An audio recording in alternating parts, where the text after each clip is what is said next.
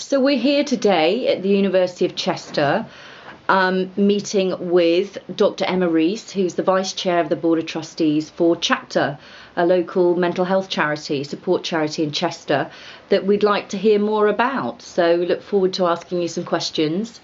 Hi, thank you for that introduction. That was lovely.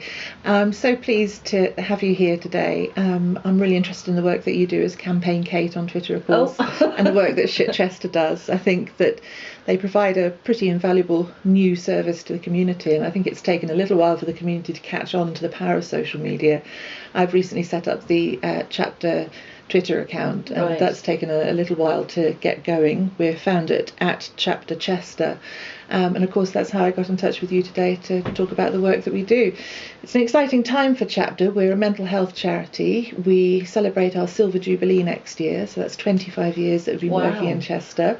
We've got about 200 odd people on our books, and those people have either direct or indirect experience of mental health issues and are keen to get back into training, to employment, to work.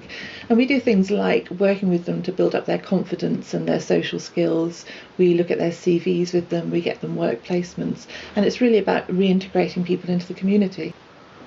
So how does a client get referred to you? If somebody is needing support services in Chester, whereabouts are you on the chain of how they find out about you and how you can support them? The bulk of our funding is through the CCG, so of course through the local health authority as was, and usually referrals come via people's GPs. Right. We're trying to raise consciousness so that people, for example in the Leitch, in Hanbridge, wherever they are in Chester and Ellesmere Port, can go to their GPs, who will of course know them because they've been treating them for whichever mental illness it is that they're living with, and ask for support and help and for a referral. They then get referred to us. They have an initial one-to-one meeting where we assess their needs, and we're pretty unique because we see people for sometimes years at a time, because we're very aware that the nature of mental illness, of course, is that there are times when people feel more able to engage and times when they don't. So we're very, very understanding of those particular limitations that some people might experience. Do you ever have issues where people haven't heard of you, that you have to ask them to be referred, that you have to go there? Is there a really good communication line with the GPs to ensure, because we hear there's a lot with mental health, well, we've heard all about it with the election campaign and the issues with mental health funding, especially within the NHS, so charities like yours are even more important. So how easy is it to find out about you, for a GP to know about you? Is it guaranteed that every GP in our area knows about you? We've done everything that we can to raise the profile among GPs. We need to do more. I think more GPs need to be aware of us, so that we're perhaps the first people they think of for particulars. There's a wide range of mental illnesses, and as I said previously, sometimes people cope pretty well with day-to-day living, but then the following month they may not be doing quite so well. And I guess it's difficult to kind of pinpoint, but of course the range of mental illnesses, we're talking about depression, we're talking about PTSD, we're talking about panic and anxiety disorders, through to psychosis, schizophrenia, any kind of chronic condition that people are continuing to live with. So that's what interests me, because I think when I look at Chapter, I would think, oh, is it just for major mental health issues, for example, like psychosis, schizophrenia? Would it be for somebody with mild depression, with anxiety that's having issues? Is this a service that could help them? It's a really good question, and I'd kind of take issue with a little bit of it, because I'd say there's no such thing as mild depression for the person that's experiencing the depression. True.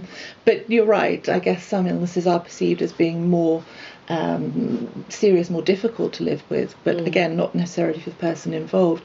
No, it's for anybody who has lived with mental illness for some time and who has therefore felt perhaps detached from their community, detached from, big inverted commas, normal everyday existence, who wants to get back into the rhythm of engaging with the community.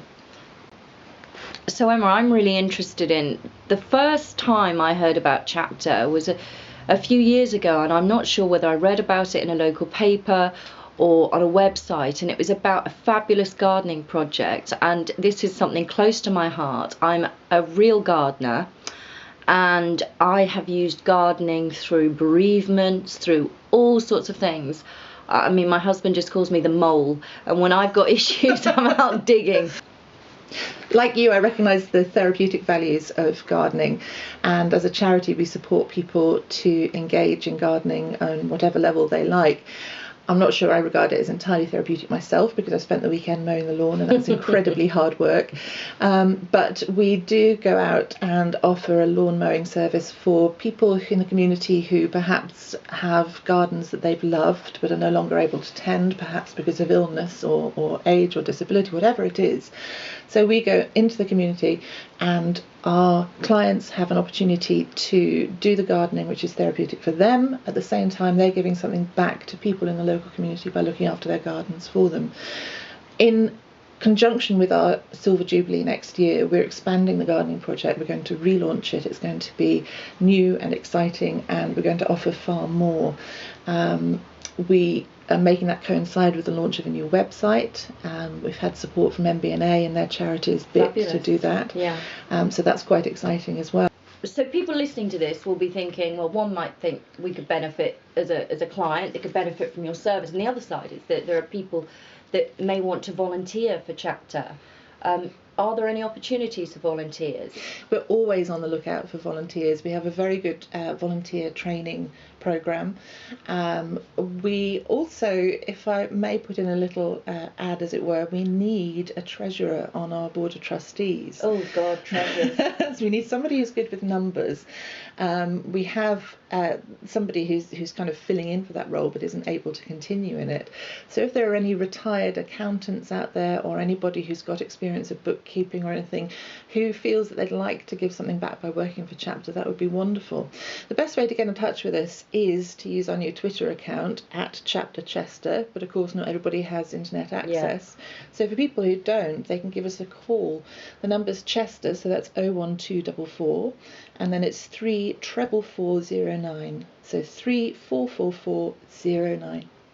Thank you very, very much for meeting us today, Emma. It's been fascinating to hear more about Chapter. I've only ever heard good things about Chapter, so I was really, really pleased to meet you. And hopefully we can promote what you're doing and keep in touch. And thank you very much. Brilliant. Thank you very much. Okay.